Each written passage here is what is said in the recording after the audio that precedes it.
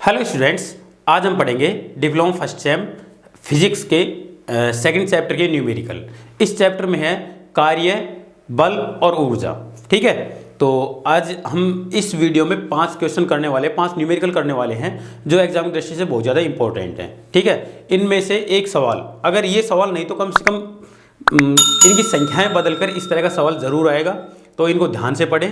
ठीक है, तो चलिए शुरू करते हैं। पहला सवाल आपका ये रहा, 2 न्यूटन तथा 4 न्यूटन बलों का योग 6 न्यूटन प्राप्त करने के लिए उनके मध्य कितने डिग्री का कोण होना चाहिए। ठीक है, यहां पर हमको दिया हुआ है 2 बल, एक तो F1 बराबर है 2 न्यूटन, दूसरा दे रखा है F2 4 न्यूटन।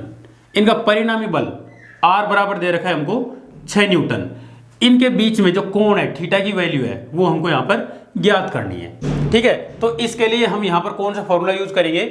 यहां पर देखो, बलों के समानांतर चतुर्भुज का नियम के अनुसार जो भी बलों का परिणामी होता है उसका सूत्र क्या है, यहां पर अंडर रूट के अंदर F1 square plus F2 square plus 2F1 F2 cos theta. ये क्या होता है, इसका फॉर्मूला है। यहां पर देखो हमारे पास में R की वैल्यू 6 है, अंडर रूट के अंदर n, अंडर रूट के अंदर जो F1 है ये है 2 स्क्वायर प्लस 4 स्क्वायर प्लस 2 गुणा 4 कोस थीटा। यहां पर देखो इसका वर्गमूल हटाने के लिए दूसरी तरफ क्या कर देंगे, हम वर्ग कर देंगे। मतलब यहां पर 6 का वर्ग 36 हो जाएगा, यहां पर 2 का वर्ग क्या होगा 4, यहां पर 4 का 16 प्लस 4 दूनी 8, 8 दूनी 16 कोस थीटा। देखो ये कितना हो गया, ये हो गया 20, 20 इधर आकर घटेंगे, 36 माइनस 20 बराबर 16 कोस थीटा। ठीक है, तो यहां पर होगा 16, ये 16 क्या है, इसके गुणा में है तो ये भाग में आ जाएंगे, इधर को बचेगा सिर्फ कोस थीटा। तो कोस थीटा बराबर क्या बचेगा हमारे पास में, 16 में 16 का भाग देंगे तो एक बार कोस थीटा बराबर, देखो एक किसका मान होता है, एक होता है कोस में कोस 0 का मान, कोस 0 डिग्री। तो कोस से कोस काट दें तो थीटा की वैल्यू क्या आएगी, 0 डिग्री। हमारे इस प्रश्न का उत्तर होगा 0 डिग्री। दोनों बलों के बीच में 0 डिग्री कोण होगा, तो ही इन दोनों 2 न्यूटन और 4 न्यूटन का परिणामी बल क्या आएगा, 6 न्यूटन आएगा। ये हमारा पहला सवाल हो गया। ठीक है, देखिए दूसरा प्रश्न, 2 समान बलों का परिणामी बल भी उनके समान है तो बलों के मध्य कोण कितना होगा। देखो यहां पर हमको क्या क्या दिया हुआ है, यहां पर F1 बराबर F2 बराबर R, मतलब पहला बल, दूसरा बल और परिणामी तीनों बराबर हैं, तो इनके मध्य कोण कितना होगा। तो यहां पर हम वही बलों के परिणामी का सूत्र लगाएंगे, बलों के समानांतर चतुर्भुज के नियम से, under root F1 square plus F2 square plus 2F1 F2 cos theta. ठीक है, ये हो गया। यहां पर देखो R का मान, तीनों को हम कोई एक चीज मान लेते हैं, जैसे मान लीजिए तीनों को मैं A मान लेता हूं, यहां पर A, तो फिर मैं इन तीनों की जगह सिर्फ A रखूंगा यहां पर, तो A बराबर अंडर रूट के अंदर A square plus A square plus 2A गुणा A कोस थीटा।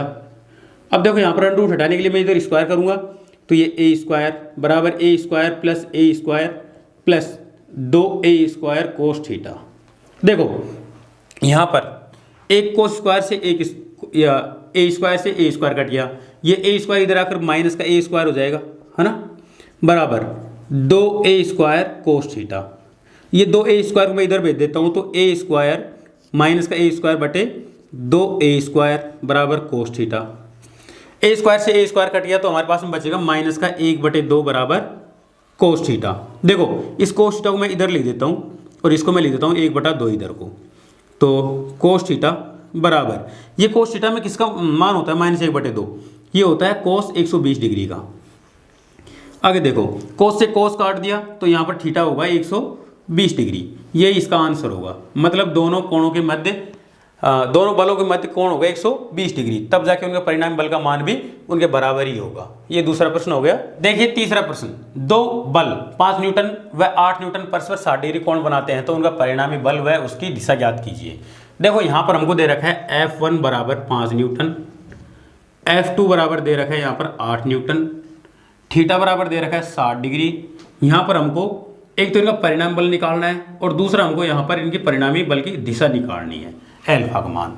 ठीक है, तो सबसे पहले हम यहाँ पर परिणामी बल निकालेंगे। यहाँ पर परिणामी बल होता है R बराबर under root F1 square plus F2 square plus 2F1 F2 cos theta, ये फॉर्मूला होता है परिणामी बल का। तो अंडर रूट F1 का मान 5 स्क्वायर प्लस 8 स्क्वायर प्लस 2 गुणा 5 गुणा 8 कोस 60। ठीक है, देखो 5 का वर्ग होगा 25 प्लस 8 का वर्ग, 8 का वर्ग होता है 8 8 64 प्लस 8 में जो 40, 40 गुणा 2 करेंगे तो 80, और यहाँ पर कोस 60 का मान 1/2।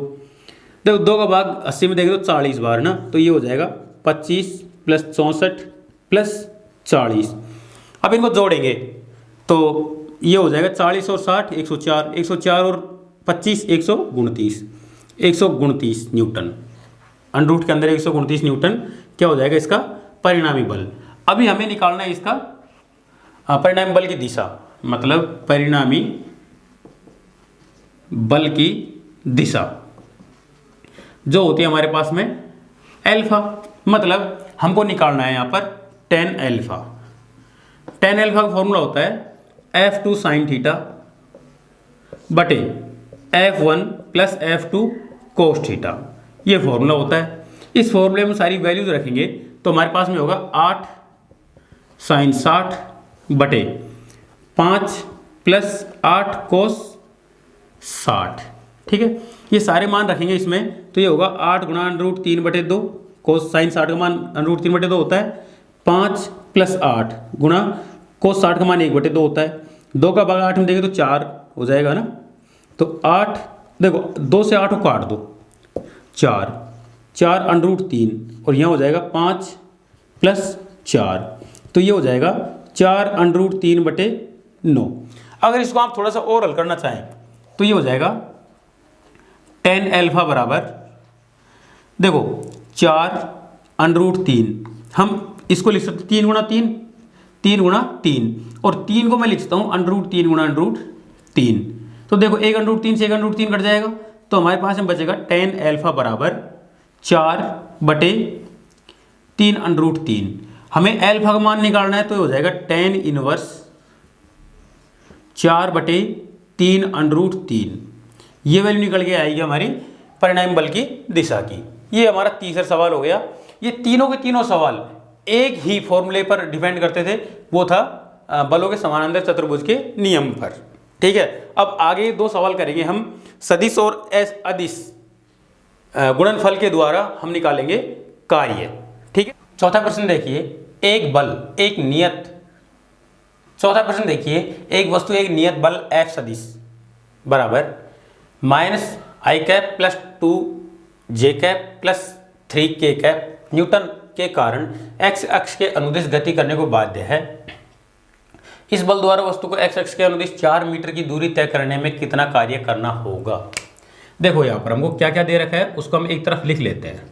देखिए जैसे यहाँ पर हमको बल दे रखा है, F वेक्टर दे रखा है -i cap plus 2j cap plus 3k cap, ये तो हमको दे रखा है। इसके अलावा यहाँ पर हमको d वेक्टर मतलब विस्थापन सदिश क्या दे रखा है हमको, यहाँ पर x अक्ष की दिशा में, सिर्फ x अक्ष की दिशा में ही जो कैप लेना है हमको, बाकी सब वैल्यू 0 होंगी। मतलब 4 मीटर दूरी है तो 4i cap plus 0j cap plus 0k cap, क्योंकि बाकी दिशाओं में कोई विस्थापन नहीं है तो यहाँ पर j और k कैप में 0 विस्थापन रहेगा। तो ये हमारे पास में 2 वेक्टर हो गए। हमको निकालना है दूरी तय करने में कितना कार्य करना होगा, मतलब बल द्वारा किया गया कार्य, बल द्वारा किया गया कार्य क्या होगा, W बराबर F vector dot D vector. देखो यहाँ पर हमारे पास में 2 सदिश राशियों का अदिश गुणनफल एक अदिश राशि होती है, बल क्या एक अदिश राशि, वो कार्य एक अदिश राशि होती है, इसलिए हमें इनका अदिश गुणनफल करना होगा। अदिश गुणनफल मतलब इसको हम डॉट मल्टीप्लिकेशन भी बोलते हैं। तो F वेक्टर हमारे पास में है -i cap plus 2j cap plus 3k cap, इसको हम मल्टीप्लाई करेंगे किससे, यहाँ पर होगा हमारे पास में 4i cap plus 0j cap plus 0k cap. जब इससे मल्टीप्लाई करेंगे तो ये संख्या इससे मल्टीप्लाई होगी तो क्या होगा, -4 आई कैप प्लस बाकी सारी चीज़ें जीरो होकर यही बचेगी। ठीक है, तो अगर हम इसको लिखना चाहें तो 0 जे कैप प्लस 0 के कैप, ये क्या हो जाएगा, W हो जाएगा हमारे पास में। अब देखो अगर हम इसको इस तरह से लिखना चाहें तो ये तो शॉर्ट में हो गया, देखो आई कैप को इससे मल्टीप्लाई करेंगे तो आई कैप हो जाएगा ये, बाकी चीज़ तो हमारे पास में 0 होगी। 2 जे कैप इंटू 0 जे कैप प्लस 3 के कैप इंटू 0 के कैप। देखो यहाँ पर माइनस से माइनस, 4 का 4, और आई कैप को आई कैप से गुणा करेंगे तो इसकी वैल्यू क्या होती है, 1 होती है। ठीक है, 1 प्लस 0 से कोई संख्या गुणा होगी 0 हो जाएगी, ये भी 0 हो जाएगी, तो हमारे पास में बचेगा -4 W बराबर। तो यहाँ पर -4 क्या है, जूल, कार्य का मात्रक जूल होता है। ठीक है, तो ये हमारा कार्य निकल के आता है। देखिए 5वां सवाल, एक कण बल 2 आई कैप प्लस 3 जे कैप प्लस 4 के कैप न्यूटन के प्रभाव में स्थिति सदिश R1 2 आई कैप प्लस 4 जे कैप माइनस 3 के कैप मीटर से स्थिति सदिश R2 वेक्टर बराबर 10 आई कैप प्लस 7 जे कैप माइनस 8 के कैप मीटर तक गति करता है। R1 से R2 तक जाने में बल द्वारा किए गए कार्य की गणना कीजिए। तो यहाँ पर सबसे पहले हमें क्या निकालना होगा, डिस्टेंस निकालते हैं हम यहाँ पर, मतलब R सदिश निकालते हैं। R सदिश क्या होगा, R2 सदिश माइनस R1 सदिश, मतलब अंतिम दूरी, अंतिम स्थान से प्रारंभिक स्थान निकालेंगे तो ये दूरी निकल कर आती है। तो हमारे पास में देखो क्या है यहाँ पर, 10 आई कैप प्लस 7 जे कैप माइनस 8 के कैप, इसमें से घटाएंगे 2 आई कैप प्लस 4 जे कैप माइनस 3 के कैप, ये घटाएंगे। देखो 10 माइनस 2 कितने हो गए, 8 आई कैप, 7 माइनस 4 कितने बचे, 3 जे कैप, यहाँ पर माइनस के 8 है और माइनस प्लस के 3 हो गए, तो यहाँ पर बचेंगे माइनस के 5 के कैप। ये हमारा स्थिति सदिश R वेक्टर निकल के आया। हमारे पास में F वेक्टर तो दे ही रखा है हमको पहले से ही, 2 आई कैप प्लस 3 जे कैप प्लस 4 के कैप। हमको ओवरऑल निकालना क्या है, बल द्वारा किए गए कार्य की गणना, मतलब कार्य बराबर क्या होता है, W बराबर F vector dot D vector. हमारे पास में D की जगह क्या है, यहाँ पर R है ना, ये एक तरीके से क्या है, ये R है, इसको हम ऐसे भी लिख सकते हैं। तो यहाँ पर देखो 2 आई कैप प्लस 3 जे कैप प्लस 4 के कैप, इसको हम अदिश गुणनफल करेंगे किसके साथ में, 8 आई कैप प्लस 3 जे कैप माइनस 5 के कैप। अब देखो इसको हल करेंगे, 8 को 2 से गुणा करेंगे तो 8 दूनी 16, आई गुणा आई करेंगे तो 1 हो जाएगा ना, गुणा 1 प्लस 3 गुणा 3 करेंगे तो 9, और आई गुणा जे गुणा जे करेंगे तो 1, यहाँ पर देखो प्लस 4 गुणा 5 करेंगे तो माइनस के 20, यहाँ पर हम इसको लिख सकते हैं माइनस के 20, 1 गुणा 1 करेंगे तो 1 होगा। अब देखो 16 प्लस 9 माइनस 20, तो 16 और 9 कितने होते हैं, 25, 25 माइनस 20, तो यहाँ पर बचेंगे हमारे पास में 5, ये कार्य है हमारा, और 5 क्या है यहाँ पर, जूल।